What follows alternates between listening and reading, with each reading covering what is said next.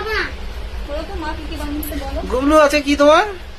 আমার মা আমাকে অনেক খাবার দিয়েছে, আর মিষ্টি দিল, তারপর দই, জল, তারপর আরো কোনো মিষ্টি, তারপর শসা, এই সব আছে। আর তারপর পায়েস, মাংস, ডাল, তারপর পকোড়া, বেগুনি, কাঁকরোল, তারপর আলু ভাজা, আর পটল, আর এটা কি যেন, ভেন্ডি ভাজা। ভেন্ডি ভাজা। আজ তোমার কি? আজকে আমার জন্মদিন। তাহলে happy birthday. Happy birthday. Happy Thank birthday. you. আর এটা হলো ফ্রাইড রাইস ভাত।